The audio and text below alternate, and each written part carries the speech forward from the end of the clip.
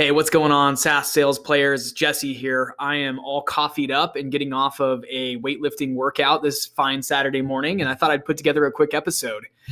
This is a topic that I think a lot of you will find really helpful. I've been having a lot of conversations with listeners over the last couple of weeks, and having a lot of my own personal conversations around this topic, and thought it might be helpful to put together an episode on the topic of how to find, what to look for in your next SaaS selling role. So this episode will probably be titled something like 5 things to look for in your next SaaS selling role. So a super important topic, because I think success a lot of times really does come down to landing in the right company, in the right role for you, in a place where you can be successful with a product that can sell, and with customers that are supportive of those sales, with all the resources that you need from your leaders in order to get things done. I think I took that for granted early on in my career. I really did. And I've talked about this on other episodes, that earlier on in my career, I was probably something of a lone wolf seller, where I felt like sales was all about, my own personal might or my own personal drive. And that I was sort of in a silo, not, part of a broader team. And as I've scaled my career up and gone closer to, gone into selling to enterprise brands, I realized that success really does come down to the product that you're promoting and selling, as well as the leaders that you're surrounded with, as well as, your peers and colleagues who are helping to push that competitive side of things. So there's a lot of factors that can contribute to one's success in SaaS sales. And so I wanted to put together, a couple of criteria that some of you will, I think, will find helpful as you're evaluating either your next opportunity in the SaaS sales industry, or if you're looking for your first opportunity in the business. These criteria will really help. And maybe you can use this as a check against your current employer. If you're currently sitting in a seat selling software, check in on some of these criteria. And I'm not saying that you have to have all 5 of these things. And I realize that in today's episode, there's going to be a lot of nuance, because some of this is relative. And of course, different sellers have different personalities, and, there's different definitions for some of the things in this list here. But I think as a general guide or a general framework for what to look for in a SaaS opportunity, this should be pretty helpful. And I'll document all of this in the show notes. So if you want to just have a quick kind of bullet point list of some of the criteria here, I'll try to write those all out in a way that is summed up, so you don't have to listen to the whole episode, I guess, over and over again. But I hope you'll listen. So let's dive into it. And I just put these together in the last 5 minutes. So a lot of them might be me kind of thinking out loud. Hopefully that's okay. So let's start with the number one thing that I look for when I'm evaluating a new opportunity in the SaaS business, specifically a sales or an account executive opportunity. So number one is a strong product offering, product market fit, and then, some things around the value proposition. If you're not familiar with that term, the value proposition is, what is the elevator pitch for the product? If you were picking up the phone today to offer that product out to the ideal buyer, what would you be saying? What problem does it solve? What value does it have to them? What's in it for them? That's what I mean by value proposition. I also use the term value drivers. Those might be like bullet points, like, we save our customers money by doing X, or, we help our customers decrease their risk by Y. Those are kind of examples of value drivers. So I always look for those value drivers, a good, clear value proposition. And then I also look for real customers that are happy and that are willing to recommend the product. And I'm going to get into a second. Give me a second and I'll get into how you can verify some of these things. And then also, last but certainly not least, is there a business case or a clear ROI with this offering? This one's a little more nuanced, and during your interview process, you might want to try to understand that a little bit more from whoever your hiring manager is or your leadership is that you're interviewing with. Find out, is it possible, is there any clear ROI that they can share? And they should. If they don't share it, that's a red flag in my opinion. But can you point to real business ROI? Is there real financial value, or cost savings, cost earnings? What's the big benefit that a company is going to get by using your solution? So let me get into how you can vet for some of these things during an interview process, or as you're getting recruited or talking to recruiters or hiring managers. How can you find out if there's a strong product offering and product market fit? Now, product market fit's a little bit more nuanced, because that can mean a lot of different things, and that sometimes takes time to determine. So let's just focus on the product offering itself. How can you go and do some due diligence on the product? And one way that I've done that in the past is so this works for both the product itself and determining if there's happy customers using that product and speaking to its efficiency and speaking to its abilities, right? So there's a bunch of resources out there, and many of you might be familiar with websites like G2 Crowd, Trust Radius, Capterra. These are all business review websites, so very similar to like Yelp for software companies. And if you haven't checked out G2 Crowd or Trust Radius or Capterra, I highly recommend it. These are great resources as you're evaluating different opportunities. So let's go through a hypothetical here. Let's say a recruiter reaches out to me on LinkedIn, and they're calling from, XYZ software. Let's just call it. I'm making something up. So, hey, recruiter reaches out from XYZ software company. They've got an account executive position and they think I'm a great fit for it. So one of the first things that I do is I go to G2 Crowd or Capterra or Trust Radius. And I think there's a handful of others, by the way. So you can just Google, software reviews, and there's tons of them. I might go and search for some reviews on that product. And if there's customer examples that I can point to where a customer has endorsed the solution, that's a pretty good sign. It's also good to read the, kind of the bad and the ugly as well. Are there customers that say that there's, gaps in the product? What don't they like about it? It's really good to get that perspective. And then in some cases, the customers are like fully identified. So it might say something like Jane Smith at XYZ retail company said this, and John Jones at XYZ manufacturing company said this. So you can actually go and maybe follow those people on LinkedIn, and maybe if you really care to go do tons of due diligence, try to connect and understand their relationship with that product. That may be going above and beyond what you need to do. So another resource that I always use when I'm vetting out a software company is their Vimeo and YouTube pages. So I'll go and see what videos they have hosted on their product. And this is always a really good, first of all, this is really good as you're interviewing for a new role to kind of adopt some of the lingo and the jargon. I hate to use the word jargon, but adopting some of the nomenclatures and the wording that the team uses, and really understanding how they're marketing their solution to people who might stumble across a YouTube video. Because typically those videos are put together with a product marketer who is, again, creating the video as a resource for someone who's evaluating the product. So from those videos, you can often figure out what the value drivers are, what the value proposition is. If there's examples of ROI, those are typically in those videos. So ROI being, such company saved XYZ dollars on the solution, or they were able to trim costs or grow revenues, whatever it is. So you can look out for some of those signals from the YouTube and Vimeo channels. I think the other thing you can do is in the interviewing process, ask if you can interview a customer, or ask if there's case studies, if there's documentation or any other resources that they can share that outline customer successes, that show what the value is and why customers keep buying that solution. I think it's okay to ask specific questions around who the customers are, how much are they spending, what titles tend to purchase, the solution. These are all fine questions in an interview process. And earlier on in my career, I was always hesitant to ask. I didn't want to come across as the guy who was asking too many questions, but I realized how flawed that was, because it's your right to know in an interview process and do due diligence on where you're going. Because if you're going to be selling the product, you need to be able to have some of these table stakes in place. And again, happy customers is really sort of key to finding success in sales, because if you don't have existing happy customers, then who is going to be who's going to do a referral or kind of a verification call to your future customers and tell them that they're making the right choice and investing in that product. And then again, reading some of these sites like G2 Crowd, I can't recommend that enough. And then leadership should have clear business case examples, and if they don't, then I think that's a red flag. If they can't point to outcomes or results that the solution drives, then I think that's something to consider.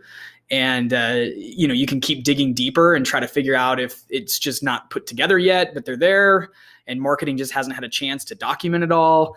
But if there's nothing there, then I think that's kind of a flag that the product may not be selling, or, there's not a defined process in place to sort of document those kind of things. So something to think about. So that's number one, a good product offering, happy customers, verified customers, reviews, testimonials. And then, if they've got Vimeo and YouTube pages, go watch some of the videos and see if they have a clear elevator pitch. So number two, strong leadership, particularly in the sales organization.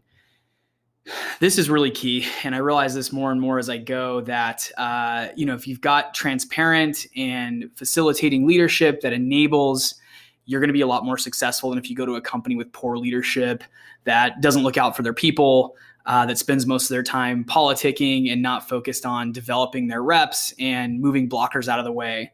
So a couple of ways that you can kind of vet for this, and this is a little bit more nuanced, I'll admit, that you really have to spend time with who your hiring manager is, and you really got to ask a lot of really, tough questions or direct questions to leaders as you're going through the interview process. And that's top down. If you get a chance to interview with the founders or CEO of the company, ask the hard questions. Same with the sales leadership, same with, other orgs like the marketing or operational leadership. Ask hard questions. So a few things you can do to sort of vet a leader. One of those things is back channeling. This is a little bit, this is pretty deep. So I definitely recommend doing it if you can.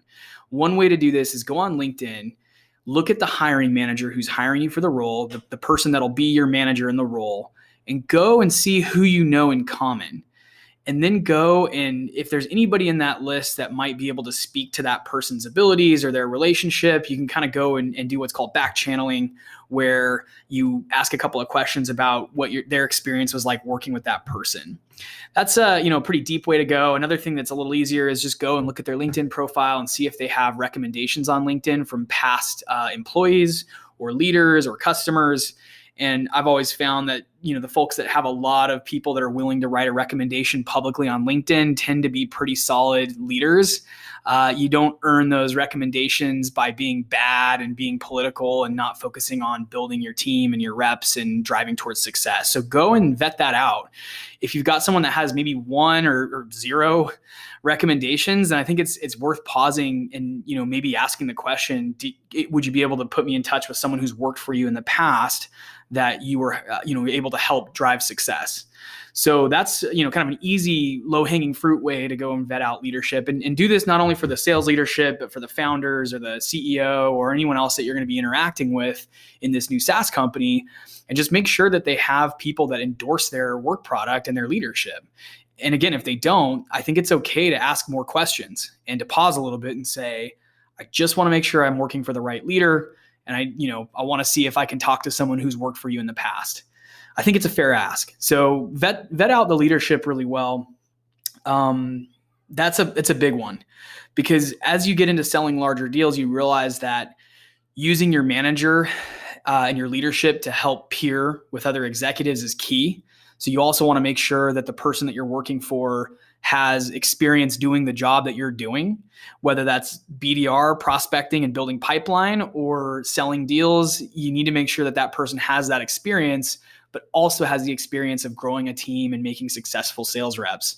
So strong leadership is huge, especially in the sales leadership org. Do your due diligence there and vet everybody out before you accept an offer at a new SaaS company. So number 3, evidence of team success and proven results. So one of the things that I always ask in an interview is, who's the top performer right now? What are they doing well? And what percentage are they at to their quota? How are they doing against the quotas and goals that are set for them? And then another question you can ask that's a little more broad than that is, of the reps on the team, how many of those reps are achieving their quota and making their on-target earnings? You have to ask these questions in an interview process. And I used to not ask this. I don't know why, but I think it's a totally fair question to ask a hiring manager or a sales leadership team is, I need to know if there's 4 reps currently on the team or 10 reps currently on the team or 100 reps on the team, what percentage of those reps are actually making the money that they've been promised, and which ones are actually achieving the goal. And if it's a really low percentage, I think it warrants more questions. Well, why? How come only 1% of 100 reps is making their number? If there's 4 reps, how come only 1 in that 4 is making the kind of money that is promised here in the offer letter? So ask those questions. try to figure out if there's a top performer on the team. I shouldn't say if there is, who is the top performer on the team and what is it that they're doing? I always ask that question. It's always received with a lot of kudos from the hiring manager, because hiring managers want to see that you're thinking about how to be successful in the role and that you're trying to reverse engineer what's worked. And it's super interesting because you're going to hear all kinds of answers. And I've asked this at every interview I've done in the last 7 years. And it's always really cool to hear what the top most elite players are doing and, specifically in their role, how they're being successful. So it's a win-win question because the hiring manager is going to think you're a badass and you're going to get a lot of valuable insight into what success looks like. And again, if there's not an answer, if there's not a clear top performer, or there is a top performer, but nobody knows why he or she is performing in that way, these are all red flags that deserve, more due diligence. Because if there's not, clear documented, what's the word I'm looking for here? If there's not clearly documented evidence of how they're succeeding or process or any sort of documentation on what they're doing right, then that's, I think, a little concerning. And it just says that maybe that person's getting lucky or, maybe they're getting more leads than everybody. You just don't know, right? But if you get a really good answer from the hiring manager that's like, wait, this person prepares for every meeting and rallies everybody in the company around what they're doing, and they've learned the product in and out, and they know the buyer persona really well. Like you're looking for things like that are very detailed, specifics around what this person's doing right. So ask those questions, figure out, what percentage of the team is achieving the goals, who's the top performer, how much money are they going to make? I think it's fair to ask that question these days. What's the W-2 for the top person on the sales team right now? Totally fair question.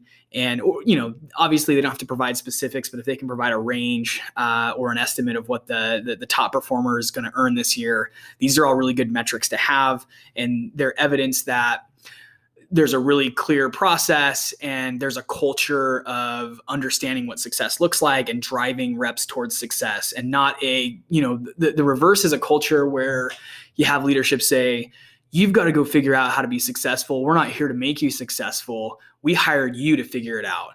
This is a big red flag. And unfortunately, I've found myself in this situation more than I care to admit.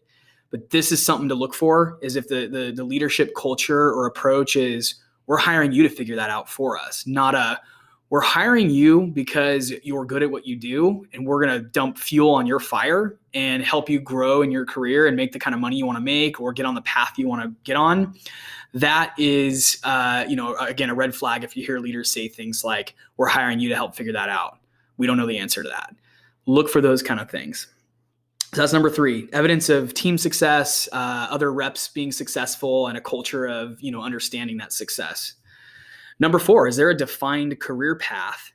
Does leadership invest in sales training, sales enablement, and are there other reps that are advancing in the company to better roles, to better accounts, et cetera? So one thing to look for, and this is, unfortunately very common, that you'll come into a SaaS company, especially in the early stage, and there's not a very well-defined path for career success. There's not, if you hit these numbers, these targets, then you get promoted to this.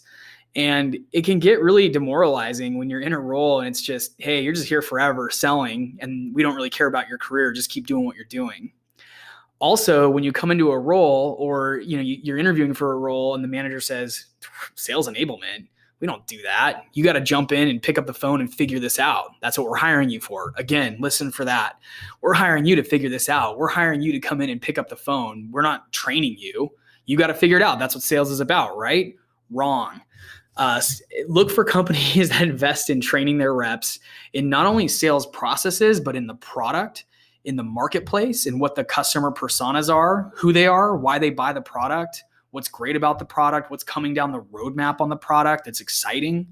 Also, I'm always appreciative of early stage software companies that train their reps in startups. So what I mean by that is a lot of great companies and leaders will take time to kind of take reps under their wing and explain how their equity works or how fundraising works in the startup industry and how to network with VCs, how to work with partners, how to really sort of stretch yourself throughout a whole ecosystem so you can become a better professional and you can go building your Rolodex even more and your skill set even more. So look for those kind of things where leaders are excited to share their knowledge, their tribal knowledge, where executives and founders are excited to have you part of the holistic business and not just come in, figure it out. Training is you're going to sit on a bunch of calls and make a bunch of calls, and you're either going to sink or swim. Be really weary of that culture, because I think in 2021 that is no longer effective. Maybe back in like the 80s or something, it was like sink or swim, get on the phone, and the reps that can hack it will stay and the ones that can't won't. I don't think it's a good model. I think the best companies right now are investing heavily in their sales reps. They have clear training programs from day one. They have ongoing enablement for their reps. And the longer the reps there, the more enablement they get. These are, I think, the right behaviors to help build a world-class selling team. And you need to look for those things. Are there investments in training? And some of it's outside training. I'm very fortunate that a couple of the employers that I've had in the past funded training programs that were world-class and really taught me a lot about selling. And about working with prospects and building value and understanding pain points and things like that. So be on the lookout and ask good questions around what kind of training and enablement come along with the role. What does day one look like in the role? What does the first 90 days look like in the role? Because if you hear things like you're going to get on the phone and figure it out, or, we don't interact with our reps when they start, only the ones that are good are going to survive. These are red flags to look for. The company doesn't like to invest in their sellers. They think that it's your job to just go in and make it rain without any resources besides a phone and a laptop. And I disagree with that. I think the best companies out there are, investing in their sellers and putting together training from day one and ongoing training. So that's number 4. Number 5, last one. Are they respectful of boundaries? So this is an interesting one. And this line can get really blurred in software startups because it's not, I had a manager that always said sales is not a career, it's a lifestyle. And I do believe that sales is a lifestyle. It's not necessarily a 9-to-5 job. You've got to be on guard and ready to sell at any time. You've got to be willing to make some sacrifices in order to be truly successful. All of that said, if you're in an organization that's consistently not respecting your personal boundaries, then it's time to move on. Or if you're vetting a new company to go work for and the vibe is that they're not going to respect your personal boundaries, then run away. And what I mean by, and personal boundaries can mean different things to different people. Everyone kind of has their different tolerance. Maybe you're a, younger rep and you don't have family responsibilities or, some of the things that might take you away from work and you're willing to put in a lot of hours. I'm very encouraging of that. Earlier on in my career, I put in a lot of hours and a lot of time in perfecting my craft. But, something to think about is, if you're getting like Sunday emails all the time, like every week, or if there's a culture of, no one's respectful of your vacation time or your personal time or early mornings, late nights, weekends, it's just you're always on, you're going to burn out. I think that's the key here is you're going to burn out in the role. Again, sales is a lifestyle, and there are times when you need to do kind of heroic efforts and make big sacrifices, and that can sometimes mean weekends, late nights, early mornings, long hours, whatever that is. But in my experience, those come in kind of peaks and valleys. Like there's just times when you're working on a big deal or you've got, a quarter number to hit or whatever it is that you need to invest that extra effort. But then there's a lot of times where you don't, and you're able to kind of you're kind of able to breathe a little bit. And, maybe you're working on some strategic deals or building pipeline or something like that. But if you sense that the leadership is going to ignore your personal boundaries, meaning they're going to text you on Sunday night or Sunday morning or call you, or, you're required to, be online during your vacation or something like that, then that's, I think for me, a big red flag. And the best companies want their reps to stay mentally healthy. They want their reps to be able to take time away and, do things that they find fulfilling and fun and enjoyable. That's really what this is all about. That's why I got into sales. My first manager was fantastic. And he said, look, this is a vehicle. Sales is a vehicle to power what you love to do outside of work. And whether that's, hiking, biking, or parasailing or boat ownership or whatever that is, that's what we do this for, is to be able to have, boundaries and be respected as professionals. And if you sense in any company that that's not the case, then it's, again, worth asking direct questions, and it's worth doing more due diligence. Maybe that means talking to someone who's currently on the team and finding out if there's, weekend emails that are required to be responded to, or if, vacations don't exist because you're just always on. So that is the number 5 thing to look for in your next SaaS selling role, is just a company that's respectful of your personal boundaries, your personal life, and your time. And again, being respectful of time doesn't necessarily mean that there's not going to be times where you have to put in extra effort, but generally speaking, is it something that gets abused by that company? So hopefully you found these 5 tips helpful, and thanks for listening.